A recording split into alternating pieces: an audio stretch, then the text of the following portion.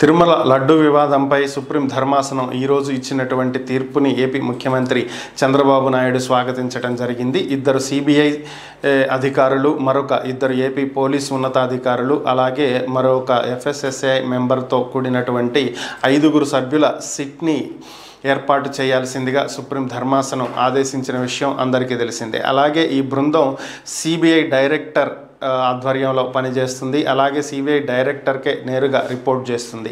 So ఈ SIT వల్ల నిజానిజాలు బయటకు వచ్చేటువంటి అవకాశం ఉందని, ఖచ్చితంగా ల్యాబ్ రిపోర్ట్లు చూసిన తరువాతే ఆ ఆరోపణలు మేము చేయటం జరిగిందని, అవకతవకలు జరిగాయని తెలుసుకున్నాకే మేము ఈ వ్యాఖ్యలు చేశామని, అందుకే సిట్ని కూడా వేసి విచారణ జరిపిస్తున్నామని సుప్రీంకోర్టు ధర్మాసనం కూడా సిట్ వేసినటువంటి నేపథ్యంలో మేము దీన్ని స్వాగతిస్తున్నాము. ఇకనైనా నిజాలు బయటకు తెలుస్తాయి, సత్యమేవ జయతే, నమో వెంకటేశాయ అని చెప్పి చంద్రబాబు నాయుడు ఎక్స్ వేదికగా ట్వీట్ చేయటం జరిగింది.